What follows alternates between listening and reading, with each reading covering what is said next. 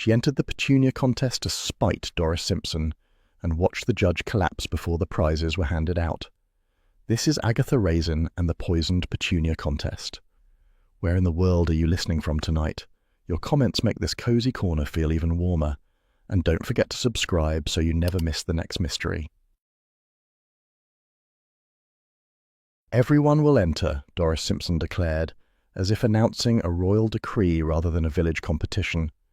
She stood at the front of the WI hall with her clipboard raised like a sword, her expression a blend of piety and smug satisfaction.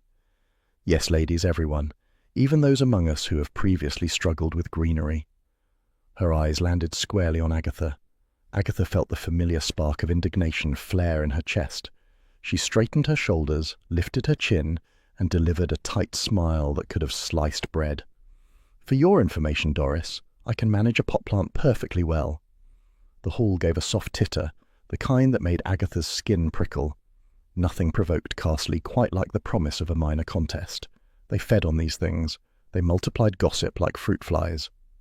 Doris continued, oblivious to the wound she'd inflicted. Splendid. The Castley Petunia contest will be our summer highlight. Judging in 2 weeks. Local pride, community spirit, and so forth. She clapped briskly, and several WI ladies nodded as though she'd announced a national event. Agatha hated losing more than she hated being patronized, and she hated both intensely. Fine, she said. I'll enter, and I'll win. She had no idea what petunias required, but she knew victory required bravado. The meeting ended with a swirl of chatter, most of it focused on compost. Agatha marched out, determined not to be outdone by women whose greatest ambition in life was arranging flowers in a church alcove. She drove straight to a Mercester garden centre and demanded the best petunia they had. The assistant produced a drooping specimen that looked like it resented being alive. Agatha bought it anyway. Pride made people do odd things. Back in her kitchen, she set the pot carefully on the table. Hodge leapt up immediately. He inspected the plant, flicked his tail with disdain, then plunged both paws into the soil. Earth flew across the tiles like confetti. "Hodge!" Agatha shouted. The cat blinked entirely unrepentant. He sauntered off, leaving muddy tracks that looked like commentary on her horticultural prospects. For 2 days, Agatha coaxed the petunia with more attention than she'd ever given a plant. She muttered encouragement, moved it from window to window, and even played it classical music, though she suspected the plant preferred something more melodramatic. Still, it perked up slightly, enough for her to imagine Doris's face when she saw it. The morning of the preliminary viewing arrived with Castley humming like a beehive. The village hall buzzed with ladies carrying pots in various states of optimism. Agatha struggled in with her petunia in one hand and Hodge in his wicker basket. "You're staying put," she warned him. He did not. The moment she set the basket down, he launched like a furry torpedo across the polished WI floor. A ripple of gasps followed his path. He darted under chairs, dodged ankles, and made straight for Agatha's table. One leap, one swipe, and the pot toppled. Soil scattered like a miniature landslide. Petals fell in tragic slow motion. A WI member sighed dramatically. "Oh dear, it looks as if it's died of shame." Agatha, cheeks flaming, snapped, "It's not dead, it's distressed." She grabbed the pot and tried to salvage dignity and plant alike. Hodge trotted back, proud of his performance. Several villagers congratulated him. Standing nearby was a man Agatha didn't recognize. Narrow face, tidy spectacles, posture of someone who believed in rules. Mr. Petherick, a newcomer. His petunia sat beside him, a flawless dome of blooms. He examined Agatha's chaos with polite pity. "Unfortunate," he murmured. "Petunias require a gentle hand." Agatha glared. "Mine has a very gentle hand." Her voice cracked only slightly. As she repotted the bedraggled blooms, she noticed Petherick fussing with his own plant in an oddly meticulous way. He checked each leaf, smoothed each petal, then casually brushed the pots beside his. Just the lightest touch, barely noticeable. Agatha frowned. Perhaps he was simply obsessive, or perhaps he was something else. A clue, faint but persistent, lodged itself in her mind. The hall grew louder as more villagers arrived, each with their own pride at stake. Veronica Pym swept in wearing gardening gloves as though she had just emerged victorious from a horticultural battlefield. "Make room," she commanded, placing her enormous pot on the table. It brimmed with blooms, far larger than any Agatha had seen. Veronica surveyed the competition with the cold delight of a champion facing amateurs. Doris tapped her clipboard again. "We have exciting news. Bernard Lacey, the gardening personality from Midlands Television, has agreed to judge this year's contest." The hall erupted. Bernard Lacey, mildly famous, reliably rude, and infamous for his ruthless remarks about amateur gardeners, Carsley trembled with excitement and terror. Veronica stiffened. "If that man dares insult my boarders again," she hissed, "I'll kill him." Several ladies stopped talking. Veronica caught their expressions and added lightly, "Only figuratively, of course." Nobody looked convinced. A perfect red herring bloomed in Agatha's mind. Agatha tried placing her Petunia in a way that disguised its lopsided appearance. Unfortunately, Hodge, now lurking under a table, poked a paw out and batted a stray leaf. She nudged him back with her foot. As the viewing continued, gossip swirled like dust motes in sunlight. The main topics: Veronica's temper, Petherick's unnervingly perfect plant, and whether Bernard Lacey might favour dramatic tragedies over horticultural skill. One woman suggested naming the award after him in advance, just in case he keeled over in shock. Agatha tucked that remark away with a private smile. People really were ridiculous. By late afternoon, the hall smelled of compost, tea, and ambition. Agatha helped Doris tidy up, mostly to ensure Doris didn't spread tales about her pot disaster. While sweeping, Agatha noticed Petherick lingering, adjusting the angle of his Petunia again. He touched one more pot, just a tap. Odd behaviour, but Carsley hosted many odd people. She resolved to keep an eye on him. At last, she escaped into the lane outside, plant clutched awkwardly, dignity in tatters. As she headed home, she thought of Doris's smug smile, Veronica's threats, and Petherick's 2 perfect blooms. The competition had barely begun, and already it felt like war. Agatha set the Petunia on her kitchen counter. Hodge hopped up beside it, sniffed the bruised petals, and gave a faint, approving rumble, as though he liked it better ruined. "Traitor," Agatha muttered. She stroked his head anyway. In the settling quiet of evening, she vowed to beat the lot of them. She had no idea, of course, that Carsley's most ridiculous contest was about to unravel into something dark, tangled, and deadly. Hodge stretched, nudged a fallen petal toward her hand, and looked pleased with himself. The next afternoon, Agatha slammed her front door with more force than strictly necessary. "Humiliation," she told Hodge, who was attempting to fish a wilted Petunia leaf out of the bin. "Public humiliation, engineered by Doris Simpson, aided and abetted by you." Hodge withdrew the leaf, dropped it on the rug, and sat on it. His expression suggested he felt entirely justified. Agatha jabbed at her answering machine. Roy's voice burst through the speaker, bright as a brass trumpet. "Darling, I hear Carsley is boiling over with floral tension. Call me immediately. I have magazine contacts panting for scandal." Agatha stabbed the stop button. "The last thing I need is Roy turning this into an exposé on failed village gardening." Still, a small part of her wondered whether television fame might counterbalance the day's indignities. Before she could pour herself a consolatory glass of wine, the telephone rang again. This time Doris's earnest chirp filled the line. "Just reminding everyone about the welcoming tea for Mr. Bernard Lacey at the vicarage. Attendance is encouraged, punctuality appreciated." Agatha glowered at the receiver. "Oh, I'll attend, Doris. I'll attend magnificently."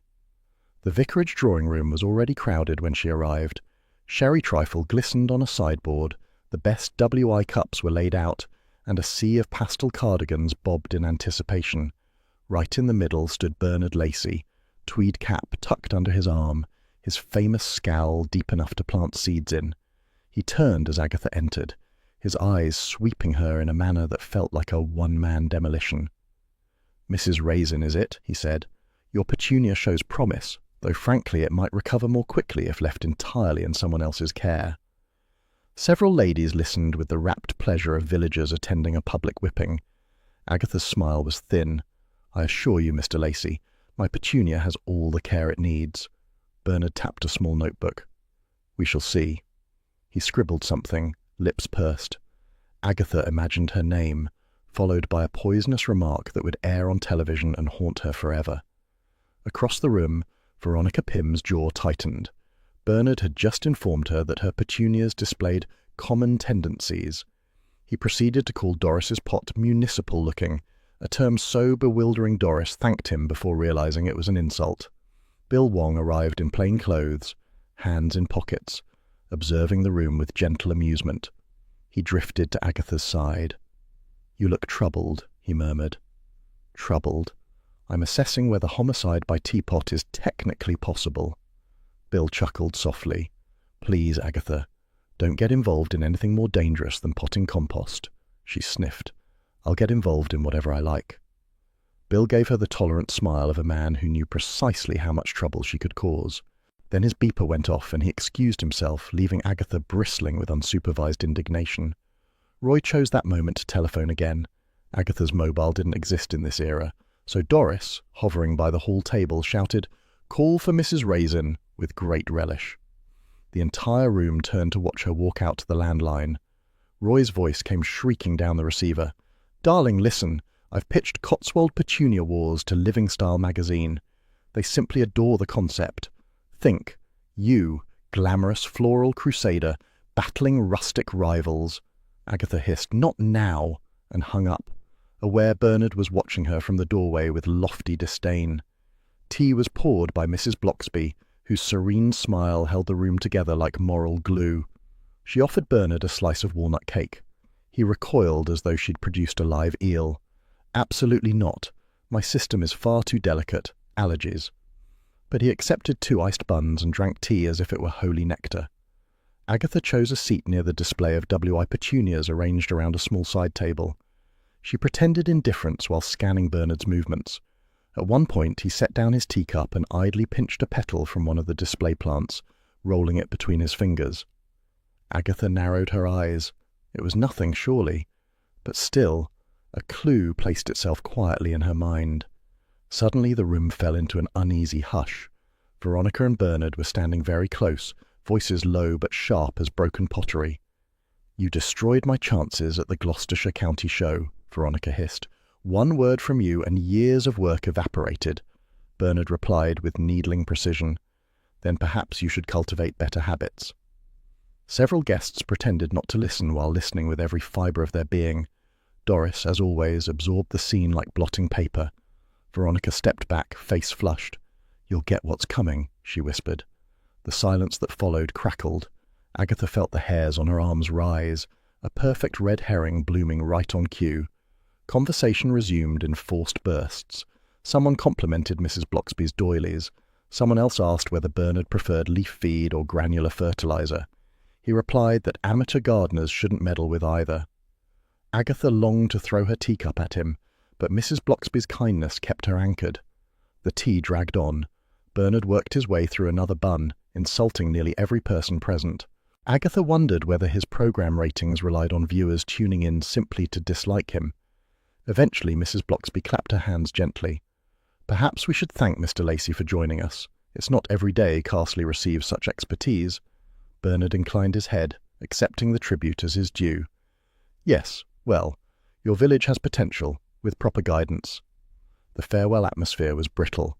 Guests filed out with polite smiles stretched thin as pastry. Veronica's exit resembled that of a woman plotting a coup. Doris whispered to Agatha, voice trembling with glee. She swore he'd get what was coming. "Swore it, Agatha." "Which is hardly proof of anything," Agatha snapped, though she privately enjoyed the dramatic undertones. Outside, in the mild evening air, she watched Bernard climb into a hired car, notebook tucked under his arm. He gave the village one last disapproving scan before shutting the door. The engine hummed away, leaving an undertow of resentment rippling through Carsley. Agatha crossed the green, thoughts churning. Bernard Lacey deserved a reckoning. Yes, she'd quite like to see him get what was coming, though not, she thought firmly, anything too drastic.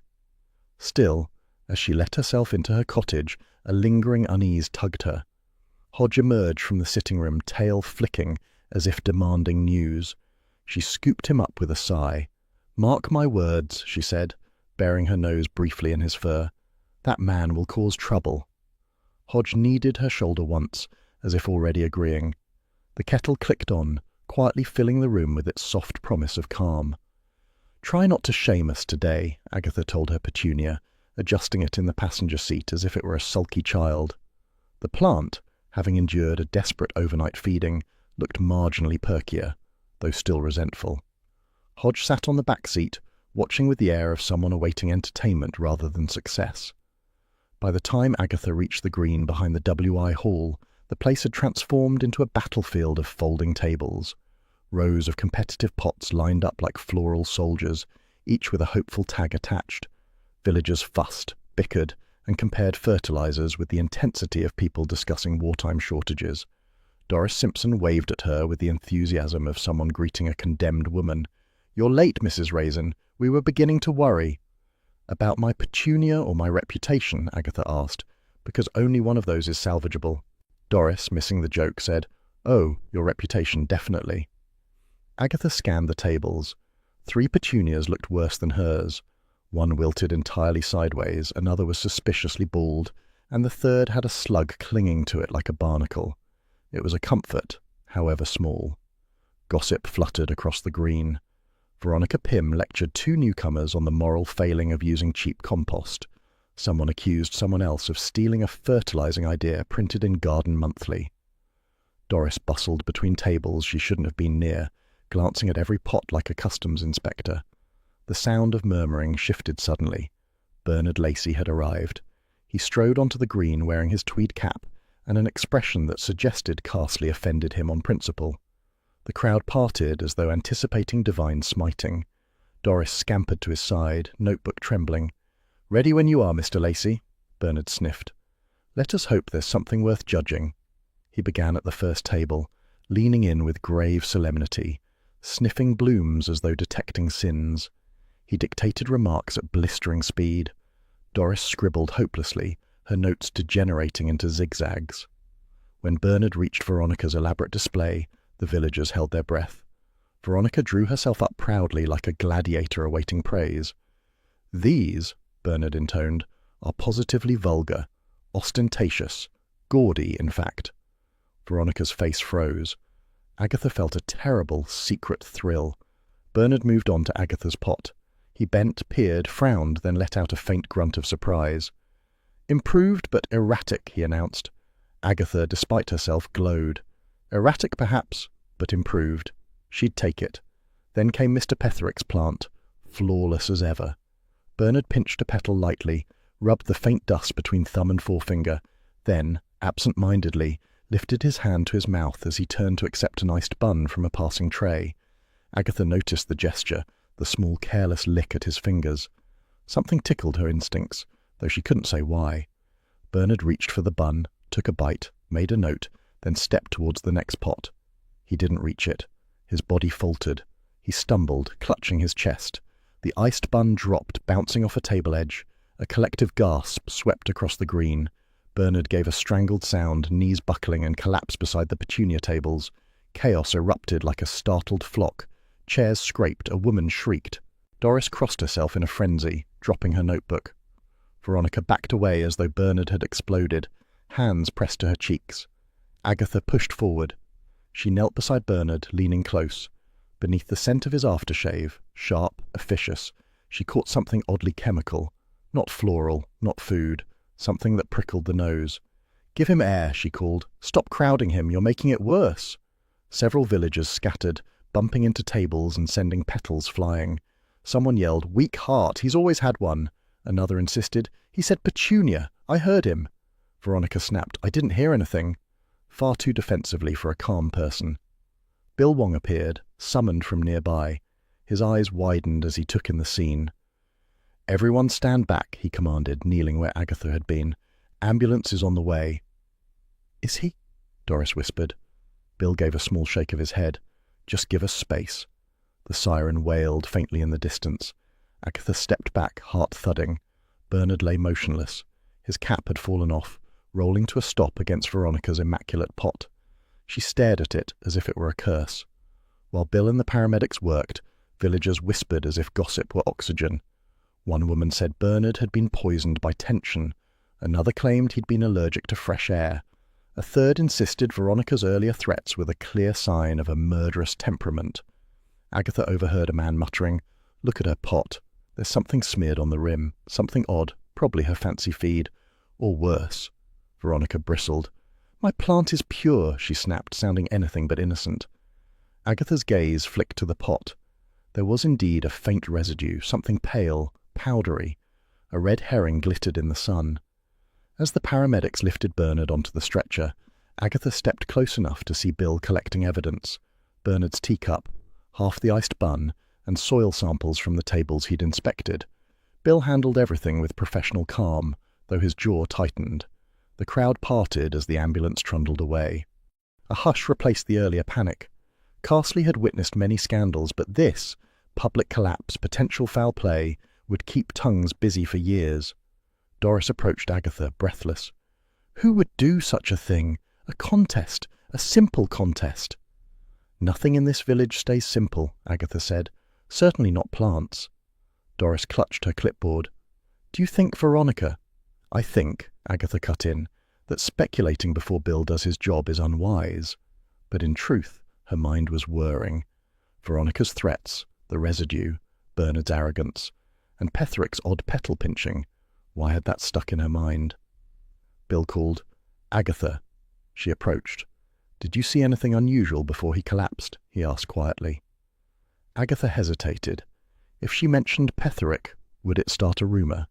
But then, in Carsley, everything started a rumour. He pinched a petal from the WI display, she said, rubbed it between his fingers, then licked them, though I suppose that's nothing. Bill made a note. Nothing is sometimes something. Behind them, Veronica declared loudly, I had nothing to do with this. Nothing, which in the village translated neatly into, please suspect me. Agatha's humiliation over her Petunia had vanished under the far heavier weight of curiosity. A man was dead, or near enough, and the village would not rest until blame found a target. As she walked back to her cottage, Hodge padding beside her like a furry shadow, Agatha felt the first unmistakable tug of a mystery unfolding. It was unwelcome, inconvenient, and irresistible. At home, Hodge leapt onto the windowsill and stretched luxuriously. The kettle clicked on, filling the cottage with its soft, comforting promise, a small domestic anchor in the rising storm. Agatha paced between the kitchen and sitting room with the purposeful fury of someone rehearsing an argument she fully intended to win. Hodge had installed himself smugly in the empty Petunia pot, curled like a triumphant general surveying the wreckage of battle. Every time Agatha passed him, he flicked his tail, which she took as insolence. That man had no right to collapse in front of me, she muttered, not before I'd proved him wrong. She stopped, glared at the telephone, then at Hodge. And don't smirk. You started half of this with your ridiculous antics. Hodge blinked sleepily, unimpressed. The shrill ring of the phone made her jump. She snatched it up. Yes, Bill Wong's steady voice answered. Agatha, I'm calling to let you know Bernard died on the way to the hospital. Agatha froze. Died? The word hit harder than expected. She hadn't liked Bernard, but disliking someone was quite different from wanting them dead. There's more, Bill continued. Early signs point to poisoning, something associated with the contest, perhaps a substance he handled. Agatha felt the familiar stir in her stomach, that inconvenient, irresistible tug of involvement. Poisoning? During a WI event? Which is why, Bill said firmly, you are to stay out of it. Let us do our job. No sleuthing, no theories, no interrogations disguised as gossip. Agatha's chin shot up. How dare you? I dare because I know you, Bill said. Please, Agatha, don't start. She hung up before she said something sentimental. 5 seconds later, she declared to Hodge, I'm absolutely starting.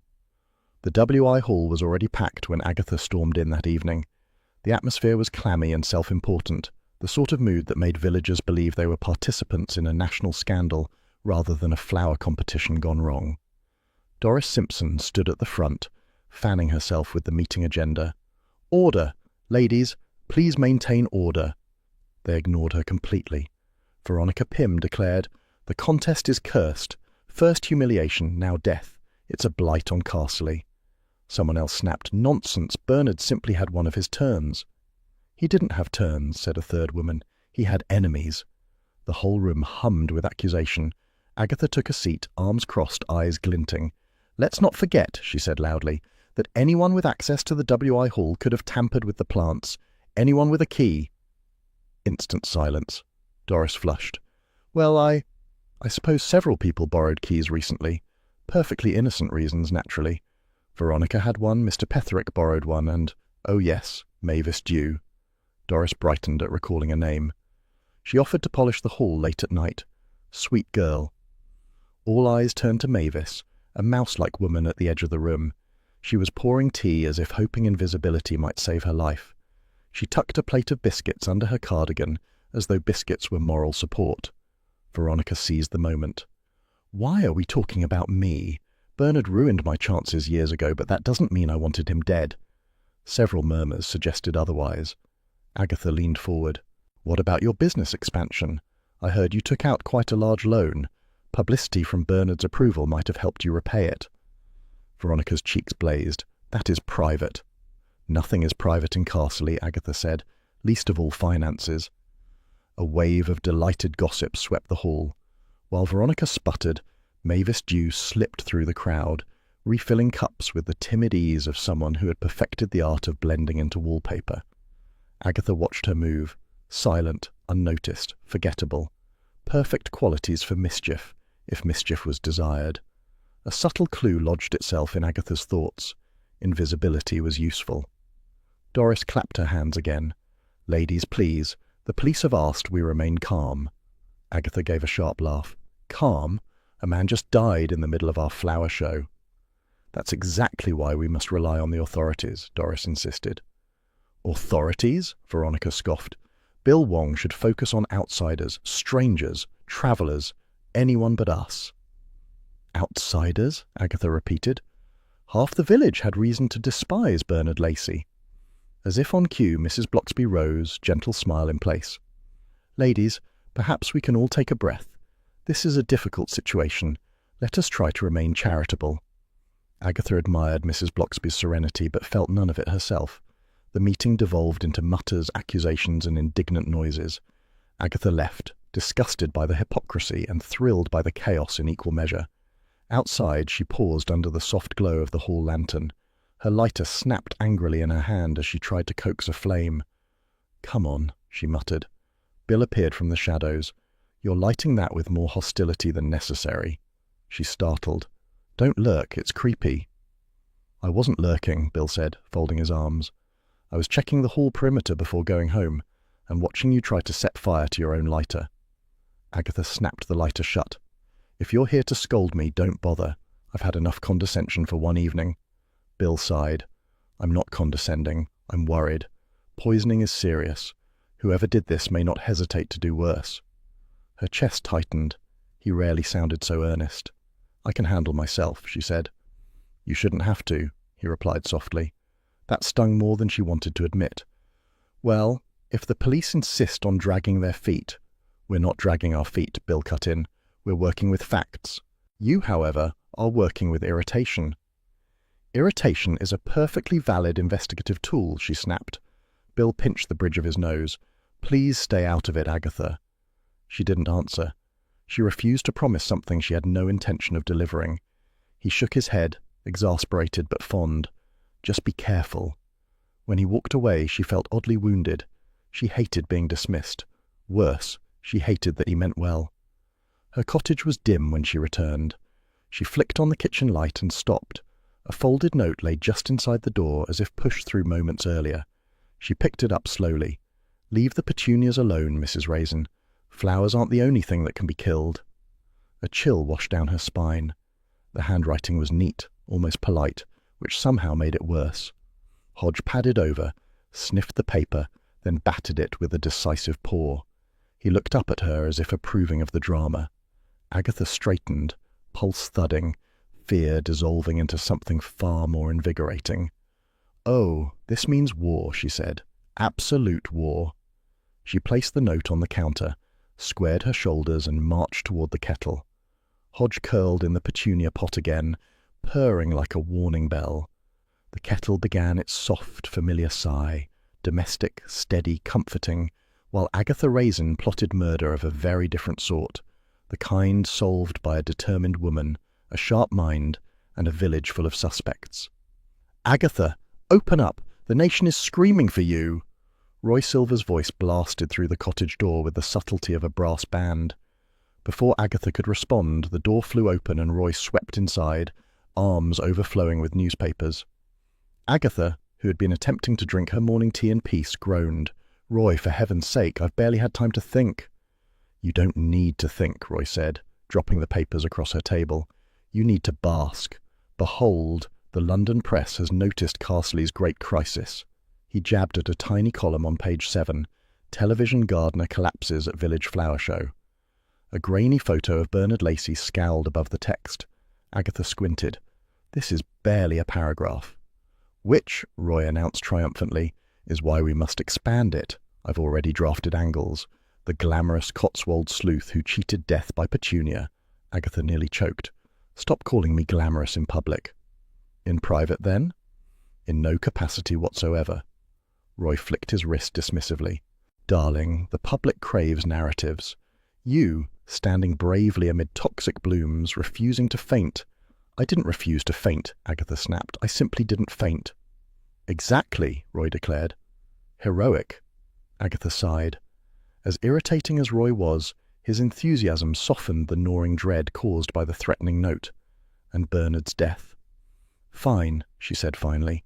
"You can tag along today, but no embellishing." Roy clasped his hands. "I shall restrain myself, mostly."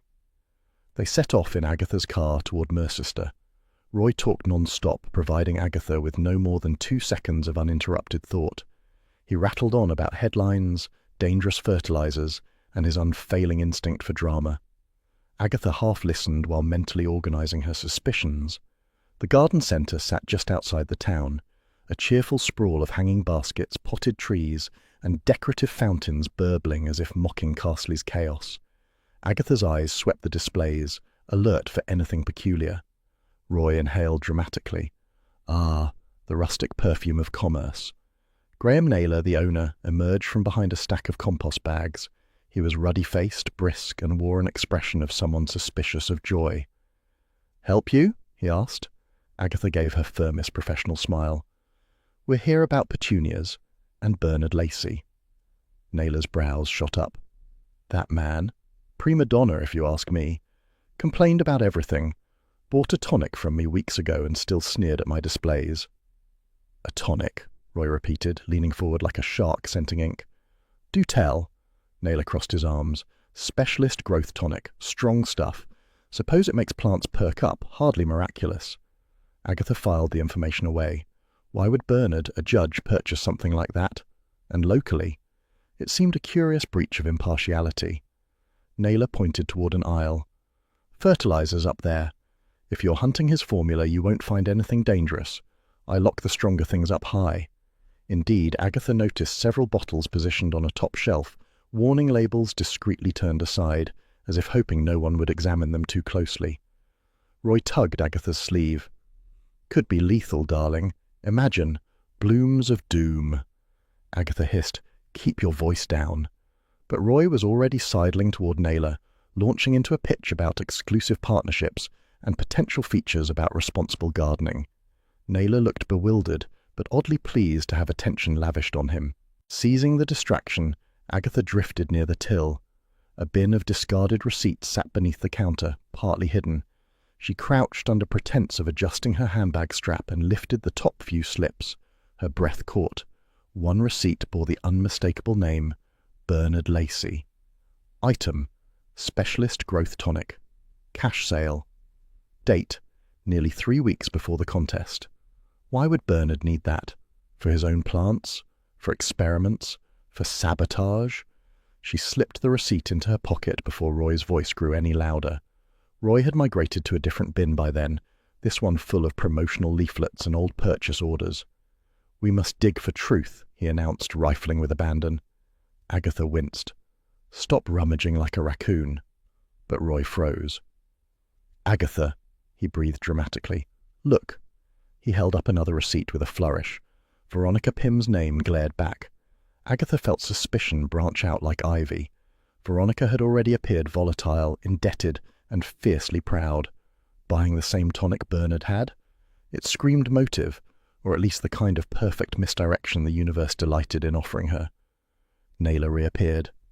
"Everything all right over here?" "Splendid," Roy said cheerfully, stuffing the receipt back in the bin. "Just admiring your organizational efficiency." Naylor snorted. "First time anyone said that." Agatha thanked him in a tone halfway between gratitude and impatience. She had clues to untangle and no interest in Roy's burgeoning interview plans. On the drive back to Carsley, Roy continued his monologue. Imagine it. Toxic tussle in the Cotswolds. Or maybe peril at the Petunia parade. No. Death in bloom. Ha! That's the one. Agatha gripped the steering wheel. "Roy, I beg you, contain yourself." "I can't," Roy exclaimed. "The narrative is irresistible. Rivals, fertilizers, forbidden tonics. One slip of the watering can. Bam!" "Stop saying bam in my ear." "Fine."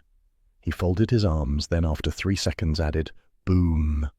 Agatha groaned. Yet beneath her irritation, thoughts churned. Bernard buying tonic. Veronica buying tonic. Petherick fussing over his plant, touching others with that precise, unsettling delicacy.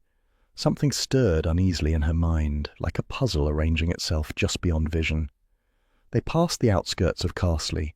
The hedgerows blurred, fields stretching golden and calm, completely indifferent to murder. As they drove by Mr. Petherick's cottage, Agatha slowed. His front pot stood in immaculate formation, symmetrical, vigorous, almost unnaturally perfect. Roy whistled. "Someone's compensating for something." Agatha narrowed her eyes. "He's meticulous, far too meticulous. And his plant at the hall looked practically engineered." Roy brightened. "A villainous horticulturist. Brilliant." "I said meticulous, not villainous." "They're practically synonyms," Roy said serenely. Agatha snorted. "Only in your line of journalism." Still, she couldn't shake the feeling that Petherick's precision hinted at something deeper, something dangerous. She'd seen the way he handled his Petunia, almost clinical, and the way he touched the neighbouring pots, as if assessing more than petals. Roy glanced at her. "You're doing that look again." "What look?"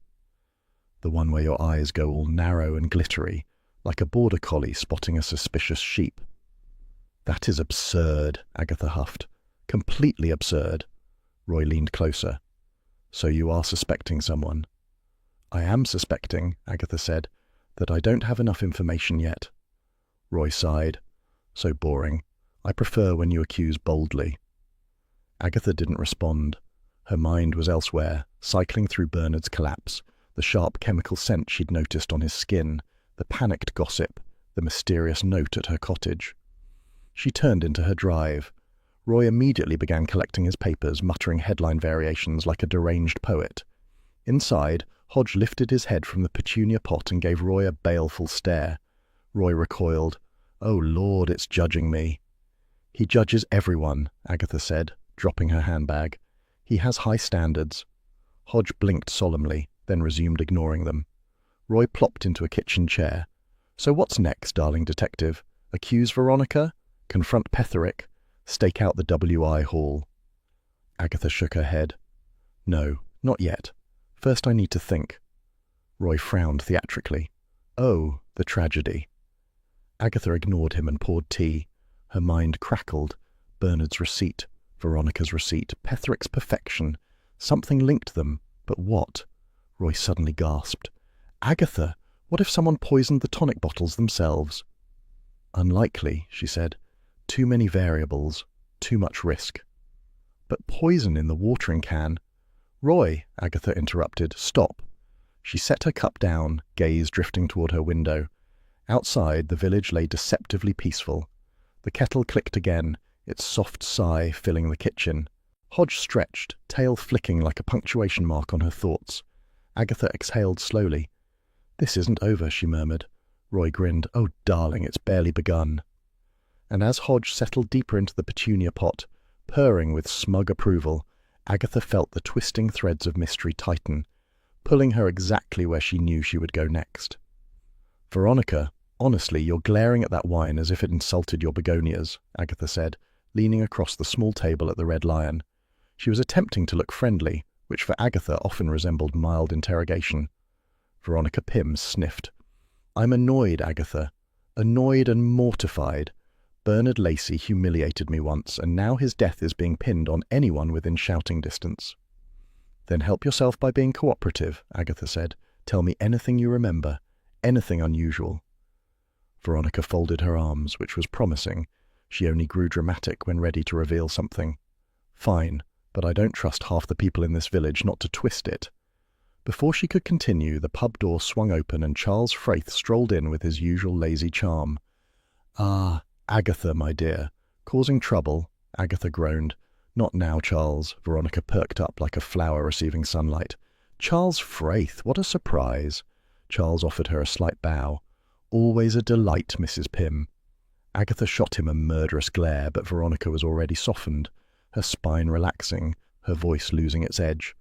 Charles had that effect, like a scented candle designed to pacify irritable egos. "Veronica was telling me about Bernard humiliating her," Agatha said pointedly. Veronica sighed dramatically. "It was at the Gloucestershire County show. My Petunias were the favourites. Everyone said so. But Bernard," she made the name sound like a curse, "hinted to the judges that my blooms were artificially assisted." Charles raised a brow. "Were they?" "Of course not," Veronica snapped. Then, melting again under his gaze, she added, "Well, I may have used a mild enhancer, but nothing disallowed, and Bernard ruined everything." Agatha leaned in. "Did you confront him?" "Of course I did. Once. Years ago." Veronica sipped her wine. "I didn't kill him, if that's what you're implying." "We're simply gathering context," Charles said soothingly. Veronica sighed again, this time in martyrdom. "Look, I did borrow a WI key, only to check on my pot the evening before the preliminary viewing. Some of these women sabotage each other. You can't be too careful." Agatha's pulse quickened. "So, you were alone in the hall?" "For 5 minutes," Veronica said. "Honestly, Agatha, you act as though I carry poison in my handbag." Agatha eyed the handbag. Veronica scowled and clutched it closer. Charles leaned back, swirling his drink. "Did you see anyone else lingering? Mr. Petherick, perhaps?" Veronica shook her head. "No, just me." And Doris had left the mop out again. Nearly slipped. Agatha exchanged a glance with Charles. A borrowed key, old humiliation, access, motive. It all formed too neat a package, too neat to trust. Veronica drained her wine. "If you're finished interrogating me, I've a workshop to set up." She rose, gave Charles a simpering smile, and left in a sweep of perfume and annoyance. Agatha glared at Charles. "You ruined my momentum." "You ruin your own momentum," he said cheerfully. "Now come on, let's break into her garden." Agatha blinked. "What?" Charles stood, slipping into his coat. "You heard her. She's hiding something, and we're not going to discover it from a pub bench." Agatha hesitated only 3 seconds before grabbing her coat. "Fine, but if we're caught, you're taking the blame." "Agatha," Charles said with a grin, "I always take the blame." An hour later, under a pale moon, they crept along Veronica's back lane. The village lay quiet, save for the occasional hoot of an indignant owl. Agatha hissed, "I think this is madness." "It's mild curiosity," Charles whispered. "Madness is your shoe collection." They reached Veronica's gate, which squeaked loudly as Charles eased it open. Agatha swatted his arm. "Be quiet. Do you want to wake the entire village?" "Villagers sleep deeply," Charles said confidently, moments before stepping on a rake and nearly yelping. Agatha rolled her eyes. "Smooth as always." They reached the compost heap first, a lumpy mound beside Veronica's gleaming greenhouse. The air smelled of soil, cut leaves, and faint bitterness, perhaps from Veronica's general personality. Charles poked the heap with his shoe. "Looks ordinary to me." He tripped on something half-buried. "Ow." "What the—" Agatha crouched and pulled out a charred piece of paper. "Burnt documents," she said, excitement bubbling. "Why burn anything unless hiding something?" Charles brightened. "Scandal." Agatha sifted through the ashes with delicate fingers. Most were unreadable, smudged to black flakes, but one fragment retained writing. She gently unfolded it. "Bernard Lacey," she whispered. "And amounts. Dates. This looks like payments." Charles frowned. "Blackmail?" "Or bribes," Agatha murmured. "Either way, bad." A strong red herring. Too strong, she suspected. The burning seemed rushed, deliberate, convenient, as if someone wanted the evidence half discovered, not wholly destroyed. She slid the fragment into her pocket. Charles drifted toward the shed. "Look at this," he whispered. On a dusty shelf stood a half-empty bottle of Naylor's Miracle Tonic. Agatha examined it. The dust was thick, undisturbed. It hasn't been used in ages. "So Veronica wasn't tonicking her plants into submission," Charles said. "Not recently," Agatha agreed, "which makes her earlier receipt suspicious. Why buy something and not use it?" "Because," Charles said, "she wanted it to look like she used it." Agatha considered this. A quiet clue clicked into place. Then, light. A harsh torch beam sliced through the dark garden. "Who's there?" Veronica's voice rang across the lawn. Agatha panicked. "Move!" Charles yanked her toward the border. They dived into the nearest flower bed, landing with twin thuds and a spray of compost. Agatha sputtered. "Charles Fraith, I swear if you get me arrested in begonias—" "Shh," Charles urged, though he was shaking with suppressed laughter. The torchlight crept closer. Agatha held her breath so tightly her chest ached. Veronica's footsteps crunched on gravel. For a dreadful moment Agatha imagined the headline, "Local Sleuth Found Trespassing, Claims Investigative Gardening." But Veronica paused, muttered something about cats, and retreated. Agatha exhaled with the dramatic flair of a woman escaping execution. That was too close. "You handled it beautifully," Charles said, brushing compost from her hair, "although you now resemble a disgruntled scarecrow." "Shut up and run." They bolted through the gate, dignity shredded, shoes coated, and pride dented. Back on the lane, Agatha panted, hands on hips. Never again. "Until next time," Charles said serenely. Agatha glared, but could not deny he was right. They walked back toward her cottage, the moon glinting on puddles left from an earlier shower, the air cool and sharp. Agatha's mind churned. "Charles," she said slowly, "that paper, only one readable fragment. Too convenient." "Exactly my thought," he said. "Blackmail lists usually involve more than one poor soul." "Meaning?" "Meaning Veronica may be innocent of murder," Charles said, "but she's definitely hiding something." Agatha mulled this over. Veronica's temper, Veronica's debt, Veronica's burnt paper, Veronica's dusty tonic. Too tidy, too theatrical. Someone wanted suspicion drawn to her like bees to sugar. They reached her cottage gate. Charles paused. "Well, my dear, tonight's escapade was invigorating. Shall we break into more gardens tomorrow?" "No," Agatha said firmly. "Tomorrow we interrogate, with style."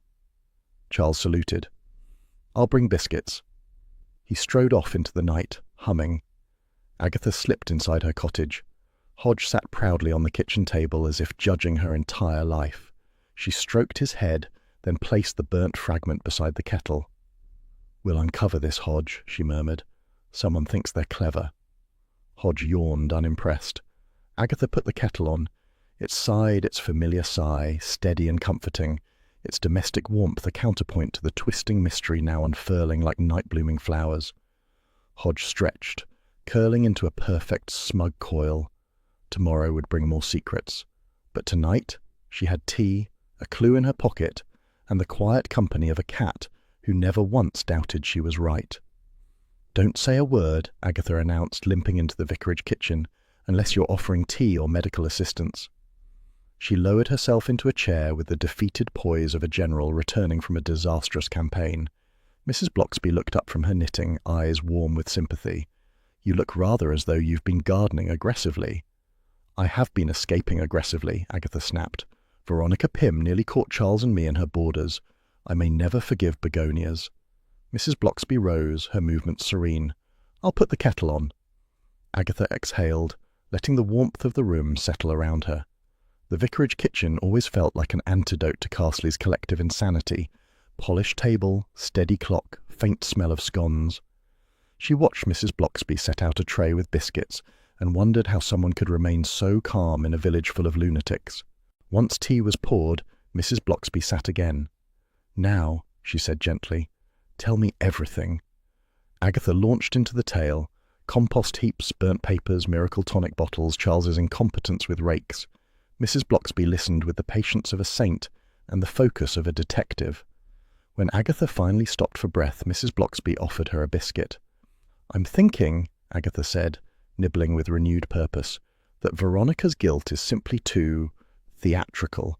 She's a ready-made villain. It feels lazy." Mrs. Blocksby smiled faintly. Villagers do love a tidy suspect. Agatha leaned forward. "You always notice what everyone else misses. Tell me something helpful. Anything odd before the contest? Anything Doris did that might be relevant?" Mrs. Blocksby picked up her knitting again, looping yarn with a rhythm that somehow sharpened her thoughts.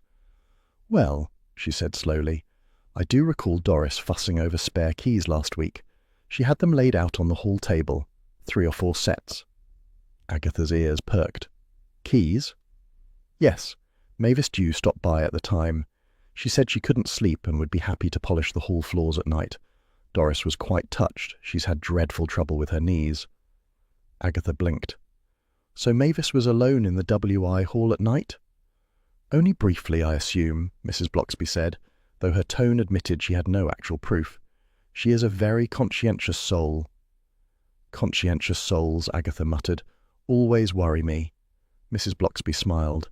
"Because they move quietly, I suppose." "Exactly. You understand." Agatha felt invigorated. People like Mavis can sneak anywhere. No one sees them. No one remembers them. They're like shy poltergeists. Mrs. Blocksby gave a soft laugh. "That's one way to describe her." Agatha sat back, mind racing. A late-night polishing session, access to the hall, time alone with all the pots, and Doris handed her a key without a second thought. This is far more suspicious than Veronica burning incriminating paperwork badly. Mrs. Blocksby set down her knitting. "Agatha, please be gentle with Mavis. She is lonely." "Lonely people commit crimes too," Agatha insisted. "Yes," Mrs. Blocksby said calmly, "but they also bake biscuits for widowers and deliver hymn sheets to the vicarage without being asked." Agatha grumbled but absorbed the caution. Still, Mrs. Blocksby's words had sharpened her curiosity enough to send her marching straight to the village shop the moment she left the vicarage. Doris Simpson stood outside the shop, wagging her finger at a stack of delivery crates as though they were personally responsible for her troubles. "It's not fair," she was saying to anyone who would listen. "I didn't kill Bernard Lacey. I hardly spoke to him. But now everyone's looking at me like I poisoned the water supply." Agatha approached with the grim satisfaction of someone ready to interrogate. "Doris, I need a word." Doris jumped. "Oh, Mrs. Raisin, I'm being unfairly maligned." "That's becoming universal in Castley. Tell me about the WI keys." Doris flushed pink. "Oh, honestly, I try to be helpful and look what happens." She clutched her shopping bag defensively. "Yes, I gave a key to Mavis. She wanted to polish the floors at night to help my knees." "And she had unsupervised access?" "Well," Doris said, "yes, I suppose. Only for a bit." Agatha's heart thumped. "Anyone else get a key?" Doris frowned. "I did give one to a gentleman with spectacles. Said he was checking the electricals. Could have been Mr. Petherick. Might have been someone else. Hard to say. I was distracted by the postman asking for his change." Agatha stared. "You handed a stranger a WI key?" "He had spectacles," Doris said defensively. "Villains don't wear spectacles. They wear leather jackets and ride motorbikes." Agatha pinched the bridge of her nose. "Doris, spectacles are not moral indicators." Doris huffed. "Well, I'm sure he meant no harm, and Mavis is perfectly harmless. A sweet woman." "Sweet women sometimes hide arsenic in teapots," Agatha muttered. Doris looked horrified. "Agatha!" But then Doris added, in the tone of someone who enjoys gossip even while pretending not to, "Her late husband died in a gardening accident, you know. Weed killer on the wrong shelf, nasty business. People muttered at the time." Agatha's eyebrows shot up. "Doris, how have you not mentioned this before?" "You didn't ask?" "I didn't know I needed to." Doris sniffed and marched into the shop, dignity wobbling. Agatha remained outside, her thoughts buzzing like angry bees. Mavis Dew, lonely, quiet, unnoticed. Late husband dead in a gardening mishap. Borrowed key. Moved silently around the hall. Potential motive unknown. But opportunity? Absolutely. A promising red herring, or something more. On her way home, Agatha slowed near Mr. Petherick's cottage. The front window glowed softly, casting a warm domestic tableau. But what drew her eye was the arrangement on the sill. Petunias, vibrant and unnervingly perfect, arranged in a pattern that mirrored the contest display almost exactly. Agatha frowned. "Show off," she muttered. Through the window she noticed a small stack of gardening books, titles by various experts, including one by Bernard Lacey. Several pages were aggressively bookmarked, as if Petherick had been studying for an exam. Agatha's instincts prickled. Men with quiet manners and tidy cottages were always hiding something. Petherick had fussed over his pot at the Hall with near-surgical precision, and now she saw he surrounded himself with gardening manuals, arranging blooms like trophies, a man obsessed with perfection, and perfection often hid pressure points. She took a slow step back, observing the scene. The village looked peaceful, but Petherick's window told a different story, one of someone preparing, calculating, rehearsing, someone determined to win. Agatha felt excitement swirl through her veins. Veronica was too obvious, Mavis too invisible, Petherick too controlled. All three formed a triangle of suspicion, with Bernard's death at its sharpest point. She turned toward her cottage, head high and stride determined. Hodge appeared in the window, pressed against the glass like a furry critic. His eyes followed her, unblinking, unimpressed. "Oh, hush," Agatha said aloud. "I know what I'm doing better than half the police." Hodge blinked, which she took as reluctant agreement. Inside, the kettle clicked in its comforting way, but Agatha barely noticed. Her mind raced through keys and motives, burnt papers and tonic bottles, lonely widows and smug gardeners. Tomorrow she would dig deeper, metaphorically, not in Veronica's compost again. Hodge stretched luxuriously as she entered, tail curling like punctuation to her thoughts. Agatha reached down to scratch his chin. "We're getting closer, Hodge. Someone in this village thinks they're clever." Hodge yawned, unimpressed by murderers or mysteries. Agatha switched on the lamp. Warm light pooled across the room, softening the edges of her thoughts. But nothing softened the certainty forming inside her. Bernard Lacey had collected enemies everywhere he walked. Quiet ones, loud ones, desperate ones. And one of them was about to slip. "This is absurd," Agatha muttered, adjusting her heel for the 20th time. "My shoes were not designed for country espionage." Hodge slipped out behind her as the door closed, padding after them down the lane with smug determination. Charles, crouched beside Veronica's back hedge, gave her a cheerful grin. "Nonsense. They add elegance to the operation." "They add blisters," Agatha snapped. "And humiliation. If we're caught outside another garden, Bill will put me on some sort of police blacklist." "Agatha, my dear, Bill already expects this behavior from you," Charles said soothingly. "Which means he won't be surprised tonight." Agatha glared at him but said nothing. Most of Carsley was indoors watching a gardening program Bernard had once hosted, an irony that had not escaped her. Charles saw the empty lanes as an opportunity. Agatha saw the potential for disaster. They slipped through Petherick's back gate with far more stealth than they'd achieved at Veronica's. The garden was immaculate, rows of pots in neat ascending height, each labelled in tiny handwriting. The air smelled faintly of soil and ambition. "It's too tidy," Agatha whispered. "People who are this tidy always have secrets." Charles led the way to the potting shed.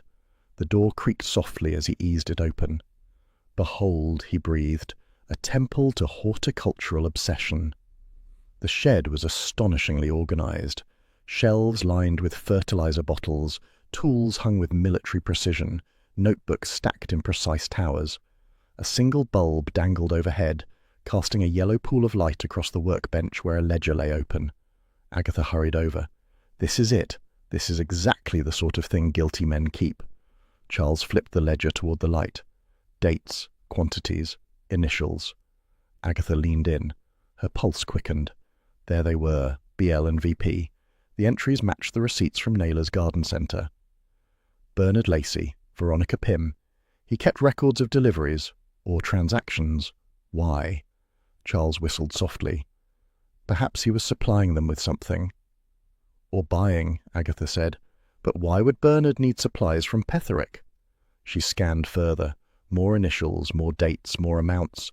Someone had torn out a page, too cleanly, the edges smooth, deliberate. Agatha felt the first jolt of something cold and certain settle in her chest. Petherick didn't just want to win the Petunia contest. He had history with Bernard.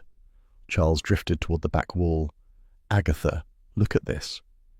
Pinned above the workbench was a clipping from an old gardening magazine. Bernard's face glowered from the print, beside an article titled "Crack Down on Dangerous Small Nurseries." The accompanying photograph showed a shattered greenhouse. Beneath it, the Petherick family nursery, closed after safety violations. Agatha drew a sharp breath. Bernard ruined them. Yes, Charles murmured, and Petherick has been quietly tending his revenge like a precious bloom. Agatha stared at the clipping, imagining what losing a family business could do to a man. Pain, pride, humiliation, the perfect soil for resentment. "This is our strongest motive yet," she whispered. But before she could analyze further, the universe delivered its usual chaos. "Agatha! Charles! Are you in here? I've had an idea." Roy's voice, loud as a parade, burst through the quiet night. Agatha froze. "No, no, no! Why is he here?" Roy barreled into the garden with the grace of an untethered bull. "Darlings, wait until you— Ah!" He tripped spectacularly over a rake. The clatter echoed like a gunshot. "Roy," Agatha hissed, "we're in the middle of a covert investigation." "I noticed," Roy wheezed from the ground. "Your covert investigation is very badly signposted." Charles dragged him upright. "Shh, Petherick might hear." Roy blinked. "Petherick? Why would— Oh, right. Murder. Yes." A faint rustle came from the cottage next door. Agatha's pulse spiked. "Quick, hide!" They darted behind the hedge. Roy, in his panic, knocked a stack of papers off the potting bench. Agatha nearly howled. "You buffoon! Put them back!" Roy scrambled to gather them.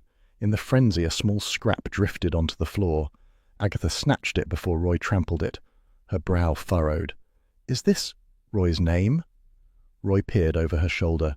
"Oh, yes, I gave Petherick my number. He asked for media advice, said he might want local coverage if he ever opened a nursery again." Agatha stared at him. "Roy, you realize how that looks, don't you?" Roy puffed indignantly. "Agatha, I am many things, vain, stylish, brilliant, but I'm not an accessory to murder." Footsteps sounded from the cottage. Agatha tensed. Then, salvation. A loud, indignant yowl echoed across the hedge. Hodge. The cat's cry sliced through the night, drawing Petherick's attention away from the shed. A door opened. "Blasted strays," Petherick muttered, his irritation muffled but clear. Agatha let out a shaky breath. "Good cat," she whispered. Hodge yowled again, buying them a precious few seconds. They crawled through the hedge, emerging onto the lane with twigs in their hair and soil streaking their clothes. Roy panted. "I am not built for espionage. My jacket is ruined." "Your jacket," Agatha snapped, "nearly ruined the investigation." Charles steadied her. "At least we know Petherick had reason to hate Bernard." Agatha nodded slowly. "And receipts tie him to Bernard and Veronica. But why keep records? Why not destroy everything?" "Because," Charles said, "some people think their secrets are too clever to be uncovered." Roy brightened. "Like the murderer leaving coded clues. Oh, this is delicious." Agatha ignored him. Her mind churned again. Ledger entries, torn pages, vengeance clippings. The missing page unsettled her most. "Someone took that page for a reason," she murmured. "Either Petherick hid it, or someone else stole it." They approached Agatha's cottage. The window glowed softly. Hodge perched behind the glass like a smug gargoyle. Roy sighed dramatically. "I need wine. Investigating with you two is exhausting." "Investigating with you," Agatha said sharply, "is near fatal." Charles chuckled. "Ah, but he has charm." "He has volume," Agatha corrected. Roy fluffed his hair. "Volume is charm when properly deployed." Agatha unlocked the door. Hodge darted out and wound around her legs, tail flicking with unmistakable reproach. Yes, thank you for saving our lives," Agatha muttered. "Heroic cat. Magnificent creature." Hodge accepted the praise with regal indifference. The three of them stepped inside. Charles helped himself to a biscuit without asking. Roy collapsed into an armchair. Agatha held the scrap with Roy's name between her fingers. A red herring, clearly. But placed how? And by whom? She glanced toward the kettle. "Tea?" Roy groaned. "Something stronger." "No alcohol," Agatha ordered. "Your mind needs clarity." "My mind needs therapy," Roy countered. Charles smirked. "Tea will suffice." Agatha filled the kettle. It clicked and began its gentle hum. The the kitchen settling into the usual domestic calm. But Agatha's thoughts were anything but calm. The ledger, the initials, the missing page, Bernard's ruined article, Petherick's spotless garden, each clue unfurled like a petal, revealing more layers beneath. Hodge hopped onto the counter, curling into a warm ball beside the steam. Agatha stroked his head, eyes distant. "We're close now," she whispered. "Someone in this village is hiding a truth they think is buried." Hodge purred, unbothered by murder or mystery. Agatha poured the tea, her resolve settling like strong brew. Tomorrow she would pry that hidden truth loose, petal by petal, secret by secret. "Right," Agatha declared, slamming her teacup onto the kitchen table with the determination of a woman about to bully an entire village into order. "We're doing this my way." Hodge, perched on the counter, blinked with weary resignation. He had heard that tone before, the tone that led to drama, indignation, and occasionally police involvement. Agatha jabbed a finger at Charles and Roy, who were pretending not to be alarmed. The only way to get answers is to trap everyone in one room and force them to talk. "Force," Charles murmured. "Strong verb." "Appropriate verb," Agatha said. "We're holding a meeting in the WI Hall, a memorial Petunia bed in Bernard's honour. No one can resist a public-spirited floral gesture." Roy brightened. "Oh, a communal bed. I can do brochures." "No brochures," Agatha snapped. "We lure them in with virtue and pin them down with questions." Charles grinned. "Classic Agatha. I'll fetch biscuits." The WI Hall was already filling when Agatha arrived. Chairs scraped, voices murmured, the scent of disinfectant mingled with Doris's bake sale lemon bars. The atmosphere simmered with suspicion. Perfect. Veronica Pym sat stiffly at a table, hands folded like a persecuted duchess. Petherick lingered near the wall, arms crossed, face unreadable. Mavis Dew hovered behind a tea urn like an apologetic ghost. Graham Naylor paced near the stage, muttering about legal consequences. Mrs. Bloxby helped arrange chairs, serene as ever. Bill Wong leaned against the back wall in plain clothes, watching Agatha with equal parts affection and foreboding. "What," he said as she approached, "are you up to?" "A public-spirited act of remembrance," Agatha said sweetly. Bill gave her a look that suggested he wasn't fooled for a second. Agatha stepped to the front. "Thank you all for coming. As you know, Bernard Lacey's unfortunate death has left, well, a gap in our gardening community." Naylor snorted. Veronica glared at him. Mavis looked at her shoes. Agatha continued.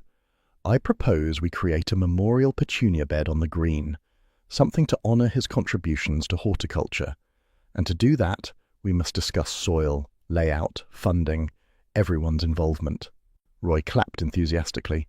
No one else did. Agatha pressed on. "Before we begin planting, we should reconstruct the day of the contest. Only so we understand which pots were strongest, which soils richest, which people poisoned, which judges," Naylor muttered loudly. Agatha ignored him. Who had keys? Who watered the plants? Who was alone in the hall? These things matter. Petherick stiffened. Mavis swallowed. Veronica folded her arms more tightly. Doris piped up. "Well, I suppose I should say, Mavis was in the hall alone early that morning, only for a few minutes. I was tending to my knees." All eyes swung to Mavis. She flushed crimson. "I only wiped the tables, and topped up the jug in the kitchen. I didn't touch any pots." Agatha tilted her head. "But you had the watering can." "I only refilled it," Mavis said, wringing her hands. "It was nearly empty." "Refilled it from where?" Agatha asked. "The kitchen tap." Mavis looked on the verge of tears. "Just the tap." A ripple of murmurs crossed the room. Agatha let them simmer. The red herring needed air. Veronica leapt up. "I knew it. I said from the beginning something was odd about her. People who creep around at night polishing floors." Bill raised a hand. "Let's not accuse people without evidence." Agatha nodded. "Quite right. We're simply clarifying the timeline. Mr. Naylor, did you go near the pots that day?" Naylor bristled. "No, I brought a crate of seedlings for the future plant sale and left. I didn't touch their ridiculous competition entries. Waste of time." Roy whispered to Charles, "Grumpy men always look guilty." Charles nodded sagely. Agatha turned to Petherick. "And you?" "I checked my pot," Petherick said evenly. "Nothing more." "Only your pot?" "Yes." Agatha let silence settle. She could feel the room tightening, villagers leaning forward, breathing through their suspicions. She moved to the center. Let's consider something. The poison didn't need to be in the soil for weeks. It could have been delivered later, quickly, quietly, efficiently. Naylor scoffed. You're guessing. I'm reasoning, Agatha said. Bill's forensic colleagues noted faint discoloration on some pots. Only some. That suggests the method wasn't universal. Someone used the communal watering can and dripped poison into just a few pots shortly before Bernard arrived. Gasps, mutters, indignation. Agatha let the weight of her words fall squarely on Mavis. And who handled the watering can that morning? Mavis burst into tears. I only refilled it. I didn't sprinkle anything. I didn't kill anyone. Veronica pointed dramatically. Oh, she did something. Look at her. Guilty as anything. Veronica, Mrs. Bloxby said gently, perhaps we should all take a breath. Agatha seized her moment. Exactly, because the evidence points another direction. Bill frowned. Agatha. She held up a hand. Mrs. Bloxby, didn't you see something earlier that week? Mrs. Bloxby looked thoughtful. I did notice Mr. Petherick arriving late one evening. He was carrying a bag and looked rather strained. I assumed he needed to check something before the contest. The room snapped toward Petherick like iron filings toward a magnet. Agatha pressed on. Combined with the ledger in your shed, recording initials matching Bernard Lacey and Veronica Pym, and the burnt papers in Veronica's compost heap, we now see a clearer pattern. Someone was preparing, not improvising. Veronica's jaw dropped. He kept a ledger with my initials? Petherick said nothing. Bill stepped forward. And we found a gardening book in the hall, one with a chapter on systemic toxins. Someone had marked the pages with a neat margin note. Agatha added, Mr. Petherick's handwriting is very neat. The tension rose like steam about to blow a kettle lid. Naylor pointed at Petherick. I knew it. Temperamental man. Too perfect with his plants. Mavis sniffled loudly. I'd never hurt anyone. Except your husband, someone muttered. That was an accident, Mavis wailed. Doris tutted.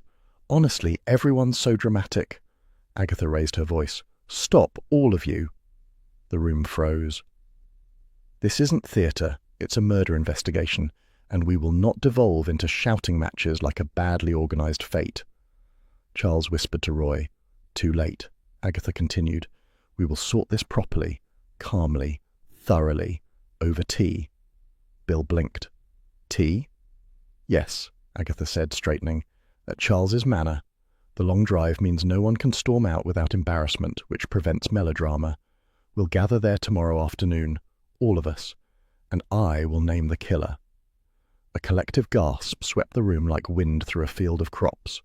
Veronica clutched her handbag. Tomorrow? Yes, Agatha said. Bring yourselves, bring honesty, leave theatrics at home. Naylor muttered, I'll bring my solicitor. Petherick's face remained unreadable. Too unreadable. Agatha watched him closely. He wasn't protesting. He wasn't angry. He was calculating. That alone sharpened her resolve. Bill caught her arm and pulled her into the corridor. Agatha, what are you doing?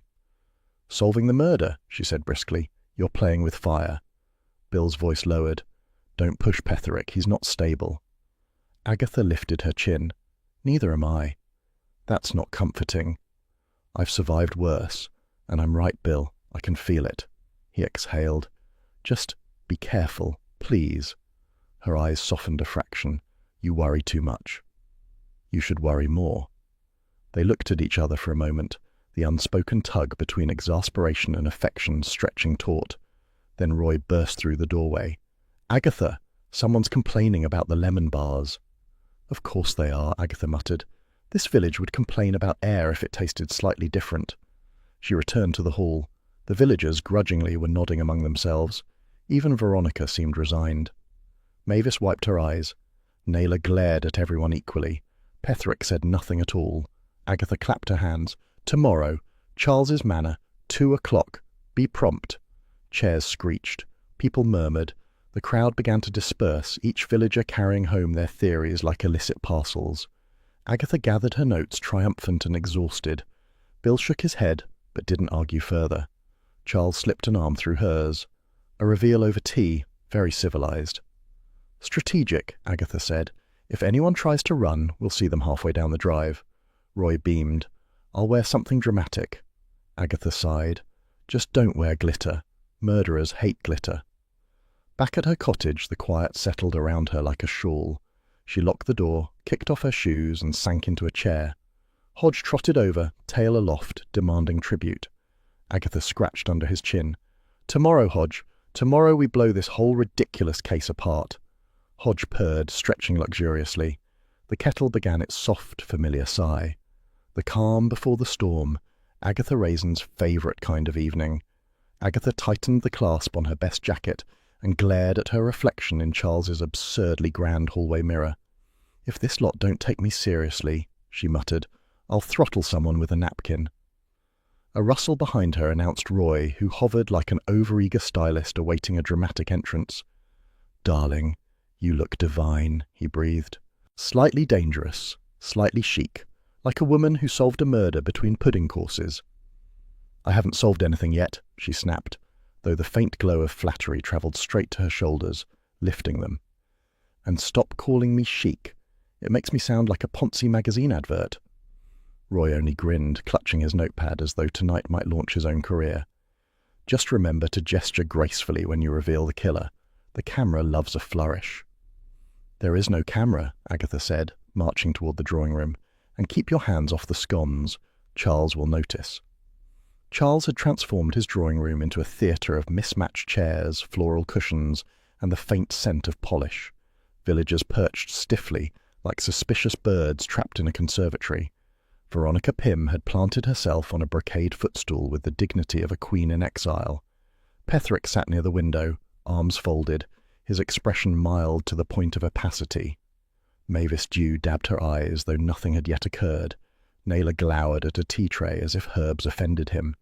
Doris fanned herself with a napkin, already sweaty with anxiety. Bill Wong stood at the back, arms folded, the very image of reluctant authority. He caught Agatha's eye. "Remember," he murmured, "no dramatic accusations that cause heart attacks, fights, or stampedes." "You spoil all my fun," she said lightly. "I'm serious, Agatha. Take it steady." She stepped forward, feeling a pulse of nerves. The sight of so many faces lifted in expectation thrilled her and terrified her in equal measure. She cleared her throat. "Thank you all for coming to this informal inquiry." Veronica sniffed. "This is a circus." "That makes me the ringmaster," Agatha replied sweetly. "Now hush." Roy coughed appreciatively. Charles raised a brow from his position near the mantelpiece, where he lounged as though presiding over a salon rather than a murder investigation. Agatha began with the suspects everyone expected her to condemn. First, Veronica Pym. A ripple of murmurs. Veronica stiffened. "You had motive. Bernard humiliated you at a county show. You had access to a hall key, and you certainly have the temperament to poison a judge." Veronica's gasp echoed theatrically. "But your miracle tonic bottle was dusty. The residue on your pot was slug pellets, not poison, and you care far too much about your reputation to risk prison orange clashing with your cardigans." Roy scribbled that line with a grin. Agatha moved on. "Mavis Dew. People whisper about your late husband and weed killer. You had access to the communal watering can on the morning of the contest." Mavis squeaked like a startled dormouse. "But Mrs. Bloxby," she nodded toward the serene figure near the tea tray, "has pointed out that you're terrified of strong chemicals. You refuse to use anything harsher than soap spray on the WI roses. That hardly fits the profile of a poisoner." Mavis sagged with relief and reached for a biscuit. "Naylor," Agatha continued, "your garden centre profits from these contests. But Bernard's death has brought the wrong kind of attention. It might take months to convince customers your miracle tonic isn't lethal." "Which it isn't," Naylor protested. "The stuff's brilliant." "So you had motive to gripe," Agatha said, "but no reason to murder." Charles snorted. "That may be the first time Naylor's been cleared of anything," he murmured. "Doris," Agatha added, "you're innocent as well." "Thank heavens," Doris cried. "I've been blamed for everything this week except the Spanish flu." Agatha took a breath. This was the moment when the room's mood shifted. The red herrings cleared, the truth circling like a bird preparing to descend. She turned to Petherick, who remained infuriatingly calm. "But someone did poison Bernard. Someone who understood plants. Someone who prepared." A faint tremble ran through Mavis. Veronica leaned forward. Bill's arms tightened across his chest. "Let me tell you a story," Agatha said. "A story about a nurseryman ruined by Bernard Lacey." Roy's pen clattered against his notebook. Petherick lifted his chin. "Years ago," Agatha said, "Bernard launched a crusade on his television program. He accused several small nurseries of unsafe practices. Headlines followed. One nursery went under. Its owner lost everything. And that owner was your father, Mr. Petherick." A murmur swept the room. Doris actually crossed herself. "What of it?" Petherick said quietly. "It was years ago." "It was your life," Agatha corrected. "You came to Carsley for a fresh start. But when you learned Bernard would judge the Petunia contest, you bought Miracle Tonic in quantities no ordinary gardener would need. You kept a ledger recording visits from Bernard and Veronica. You pinned a newspaper clipping of your father's ruined greenhouse above your potting bench like a shrine." Petherick's jaw twitched. Agatha pressed on. "You didn't need to doctor plants weeks in advance. You contamination tested on your own petunias, a controlled experiment.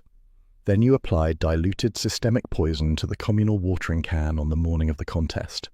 Enough to stay invisible for hours. Enough to coat blooms Bernard would handle. Enough for him to rub between his fingers and, his fatal habit, lick away without thinking." Bill nodded once, confirming this matched forensic speculation. "You counted on an accident," Agatha said. "But you got a death. And you staged evidence, burning receipts and leaving fragments to suggest Veronica's involvement. Insurance in case suspicion fell too heavily on you." The room held its breath. Petherick exhaled. "You don't understand." His voice was flat. "He destroyed my father. My father loved that nursery. He worked himself to death trying to rebuild it.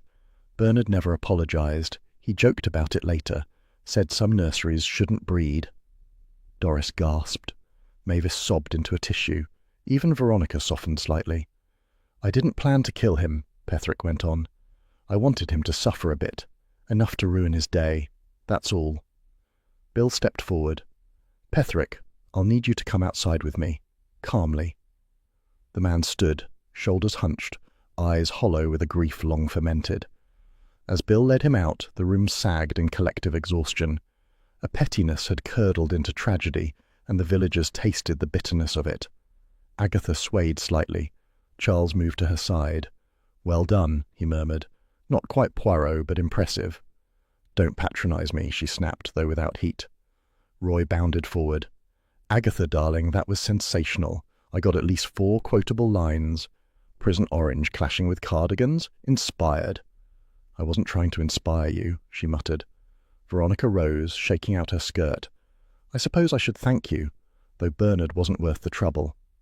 "Veronica," Mrs. Bloxby chided gently, "a man has died." "Not one who ever complimented my begonias," Veronica replied, but she left quietly, not quite meeting anyone's eye. The rest drifted out in subdued waves. Even Doris seemed chastened, patting Agatha's arm. "At least it wasn't one of us," she whispered, then flushed. "Well, you know what I mean." When the last guest had gone, silence settled like a sigh over the drawing room. Agatha plopped into a chair, dislodging a cushion embroidered with a pheasant that glared at her reproachfully. "I should feel triumphant," she said. "I solved it. I pieced everything together. And yet—" "You want applause and perhaps a foot rub," Charles supplied. "I want appreciation," she said, "and a decent man who doesn't treat me like a meddling nuisance." Charles grinned. "Darling, appreciation you have. The man, well, keep trying, Bill." She glared at him. "Bill thinks I'm a menace." "He thinks you're brave," Charles countered, "and far too curious." "Curiosity keeps me young." "Does it?" He eyed her hair with affectionate insolence. She threw a cushion at his head. It missed by a scandalous margin. Roy poked his head back inside. "Agatha, should I prepare a press angle? Something tasteful like Village Sleuth Outs Revenge Killer?" "No, Roy," she said tiredly. "No press." "But—" "No," he wilted. "Fine. But at least let me ghostwrite your memoir one day. You're practically an institution." "Get out." When she was alone at last, the adrenaline drained from her bones. She wandered into Charles's kitchen, where Hodge, previously banished for shedding on upholstery, stretched luxuriously on a chair cushion as if hosting the manor. "You're the only sensible male in my life," Agatha muttered, scratching his chin. Hodge purred, smug and satisfied. The kettle clicked softly as it cooled. Agatha stood for a moment, staring at its silver dome. "I solved another one," she said quietly, "and I still don't feel sorted." Hodge blinked at her, unimpressed by emotional revelations. She sighed. "Tea, then." As she filled the pot, the manor quiet around her, she felt the faintest shift inside, a mixture of melancholy and pride, the odd ache of someone who keeps chasing puzzles to fill the empty corners of a heart. Hodge leapt onto the counter and batted the spoon. "All right," she said. "You win." The chapter closed around a small domestic tableau. Agatha pouring tea, Hodge stretching, the kettle sighing in the warm kitchen. Life continuing, untidy and ironic, just as she liked it. "You realize," Doris announced in the WI hall, "that petunias are cursed." She slapped a stack of leaflets onto the table, nearly upsetting the donation tin. "Cursed, Agatha." Agatha pinched the bridge of her nose. "They are not cursed, Doris. They are flowers. Ordinary flowers. People buy them in supermarkets." "Still cursed," Doris muttered, but she softened when Mrs. Bloxby touched her elbow in quiet reproach. The WI's new plan, replacing the doomed Petunia contest with a Friendliest Front Garden award, was already stoking quarrels. Veronica Pym sniffed at the idea, insisting friendliness had nothing to do with horticulture. Mavis Dew looked terrified she might be asked to judge anything again. Naylor volunteered fertilizer discounts, which provoked immediate accusations of bribery. It was Carsley at its most normal, mild chaos, laced with tea. At least no one was likely to be poisoned over a front garden. Well, Agatha thought, except possibly by Naylor's miracle tonic, but she kept that opinion to herself. Roy had returned to London the day before, buoyant as ever. "Think human interest," he had proclaimed, stuffing his suitcase with newspapers. "The glamorous Cotswold detective and the killer Petunia Potts. Pure gold." Agatha pretended irritation, but the truth was simpler and more embarrassing. She missed the attention already. Without Roy's noisy admiration, her triumph felt oddly thin. Charles had vanished too, leaving behind only a note elegantly scrawled on notepaper. "Off for a few days. Call if chrysanthemums revolt." She snorted at the line, though she tucked the note into her diary rather than binning it. One never knew when sentiment might be useful. Bill, on the other hand, turned up at her cottage with the kind of expression that suggested he had rehearsed diplomacy in the car. He stood on her doorstep, hands in pockets, looking both amused and resigned. "I suppose you've come to tell me off," Agatha said, leaning on the doorframe. "Only mildly," Bill replied. "Officially, the case will be described as a tragic incident arising from past grievances. Nothing to do with village malice or WI conspiracies." "I never said conspiracy," she retorted, "though some people's begonias deserve investigation." He smiled, that warm, steady smile that made her feel simultaneously 14 and foolish. "You did well, Agatha, you really did. Just try not to obstruct justice next time." "I don't obstruct," she protested. "I assist." "You terrify witnesses." "That's efficiency." Bill shook his head. "Take the compliment and stay out of trouble." She watched him walk away, and a strange, brief loneliness fluttered in her chest. Hodge, appearing at the window, stared at her with the accusing patience of a cat who believed she should have fetched him a treat. Inside, the cottage felt slightly altered, as though the air had rearranged itself in the wake of excitement. The Petunia she had once cursed now lived beside the window in a sunny corner, stubbornly revived. Agatha didn't understand botany, but she knew stubbornness when she saw it. The plant had clearly decided it would not be outdone by death, gossip, or embarrassment. Hodge had claimed the pot as a throne. He curled round its stems, tail draped with regal indifference, occasionally batting a bloom with the air of a cat disciplining lesser beings. Agatha suspected he believed the WI certificate pinned to her notice board was his achievement. Ah, yes, the certificate. Agatha had received it at a modest ceremony, complete with biscuits and Doris's speech about perseverance in adversity. Agatha had scoffed, calling it sentimental nonsense. Still, she had taken the certificate home, and hung it up, and straightened it 3 times. Now she removed it from the board and carried it to her bedroom. After hesitating, she slid it into a drawer beneath her scarves. "Safe from dust," she muttered to herself, as though that explained anything. The day settled into an early evening hush. She found herself in her sitting room with a gin and tonic, modest as she told herself, and Hodge stretched along the back of her chair like an indolent scarf. The village murmured gently outside, a dog barked, a bicycle rattled past, someone laughed at a joke she could not hear. Mrs. Bloxby's words drifted back, soft as embroidery thread. Sometimes your eagerness to win is only fear of being overlooked. Agatha bristled at first. She was not afraid of anything, certainly not insignificance. She was Agatha Raisin, winner of arguments, solver of murders, breaker of suspects' nerves. She had built her PR agency from grit and ambition. She had survived London, heartbreak, village ridicule, and that appalling incident with the trousers at the Christmas fete. Yet, in the quiet, the truth shifted uneasily. Perhaps she did yearn to be seen, to matter, to be admired, even if only by a small village that insisted on thinking her dramatic. Perhaps solving murders filled a space she could not quite name. She sipped her drink. "Rubbish," she muttered. Hodge yawned, showing a pink tongue. A petal drifted onto the rug. He battered it with a lazy paw, utterly content. Carsley would gossip for weeks, of course. Doris would claim she suspected Petherick all along.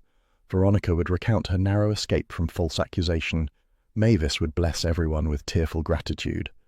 There would be talk in the Red Lion, whispers outside the shop, and, inevitably, comparisons between Agatha and television detectives. The WI would argue about front gardens. Naylor would promote a new fertilizer blend. The vicar would preach gently about forgiveness. And Agatha, to her own surprise, looked forward to all of it. The ordinary foolishness of village life felt sweet after poison and confessions. She glanced at the Petunia. Its blooms glowed faintly in the evening light, defiant and delicate. "You survived," she said. "That's more than some plants manage." Hodge nudged her ear in a gesture unmistakably smug. Agatha sighed. All right. Perhaps you helped." She rose to fetch another biscuit. Only one, she told herself, when a knock sounded at the door. She paused, half expecting trouble, half hoping for company. But the knock faded into silence, perhaps a leaflet being delivered, or a child with the wrong address. She returned to her chair, settling into the worn cushions. The room smelled faintly of lemon polish and lavender, with a drifting note of tonic water. A sense of peace, not her usual territory, hovered at the edge of her thoughts. Next year, she told herself, she might enter the friendliest front garden competition. She could plant lavender, perhaps roses. She could even, she eyed the Petunia, attempt another pot of those infernal blooms. And surely nothing catastrophic could happen during a gardening contest again. She caught sight of Hodge narrowing his eyes at a gingerbread man on the plate. "Don't you dare," she warned. He dared.